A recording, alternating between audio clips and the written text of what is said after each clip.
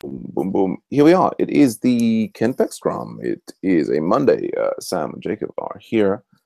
I've just been doing a face-to-face session with Federico on Phoenix One project, working on user stories for that. We've got some user stories kicked out. Before that, we had the marketing meeting, and yep, just got all up to date. Actually, mainly talking about using the Agile Fluency model.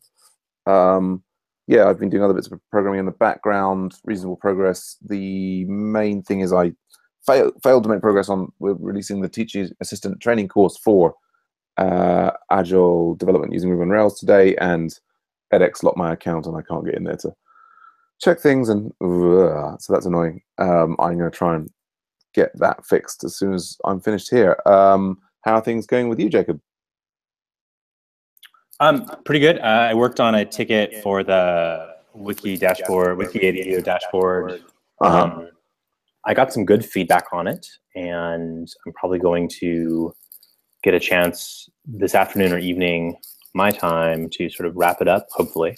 But yeah, it was sort of a good exercise just to sort of get a sort of basic familiarity with the code base and sort of see, and I got to play around with the front end a little bit and sort of get a sort of a general idea of sort of what the project's all about. So yeah, it was a good introduction. Cool. Oh, excellent. So, you're not blocked by anything at the moment? Not at the moment, no. Nope. All right, good stuff. Any burning questions about Agile Ventures or how it works or anything else at all? Are you a nonprofit, or is this your full-time job? Is it, yeah, good question. So Agile Ventures is an official UK charity. So we don't actually have non-profits in the UK in quite the same way as you do in the US, but I think it's similar, like a 501(c) in the US, and like you have to apply to the IRS and say, but we have a charity commission in the UK. It's a government body that assesses charity status, and we went through that process. It was quite long. It's ironic. You can create a company in this country in about 30 seconds.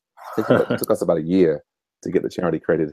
Yes, and so we do have funding from various. We have some corporate sponsors. We have our premium membership plans. We have also recently done this big contract or medium-sized contract, I should say, for the National Health Service here in the UK, and so it's paying for some of my time at the moment, not all of my time. I'd love it to be all of my time because I enjoy it so much. But yeah, so I still do private contracting as well. But yeah, does that answer the question? Yeah, no, it does. It's exciting.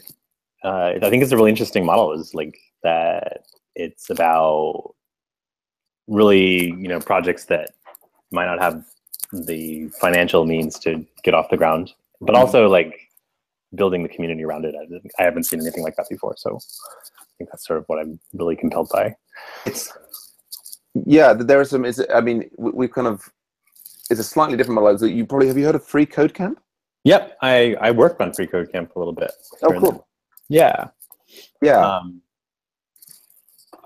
I think what's cool about this is I think that you're keeping it together, and people can just jump in a hangout like this, and sort of like, I think Free Code Camp is just such a sprawling ecosystem that I think like people, it's sort of easy to get lost in all of it. So, but yeah, it feels kind of similar to that too. Yes. Your audio is breaking up a little bit, but yes, I think that's. Free Code Camp. I think that they've got this like start from scratch and trying to automate it as much as possible. So and then I guess there's less hands-on support. Probably we might not code so well if we had huge numbers of people. We're gradually increasing. I'm hoping that we can automate more and more, but also still maintain the human touch of actually kind of like connecting people with people and giving them support and advice and help and so on.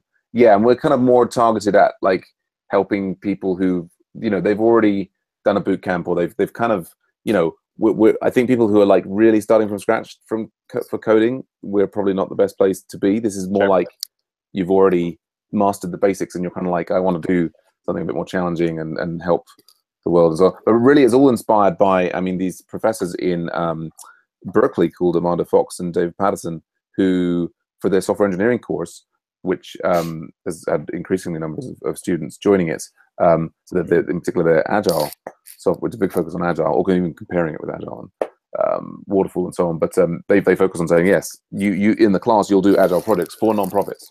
And that's where I think both Free Code Camp and we got the idea from, of like, right, yes, we could have lots of projects going on and they could be helping charities, and that would be a great way for people to practice their skills. Awesome. Yeah. I mean, we don't practice Agile at work, but I think that's for various reasons. But yeah, I think that's sort of why I wanted to sort of jump into this. But anywho, cool. Thanks. Yeah, that sounds good. Yeah, I think that's our Scrum. Yeah, I'm gonna get on and try and re-access this account, and yeah, just holler if you need anything for the on the old wiki education foundation. I think I might. We've been doing all this React stuff recently. I might pull down the system myself, and so I can be a bit more informed when people are asking about it. But yeah, have a great rest of your day. Okay, you too. All right, bye for now. Take care. Bye.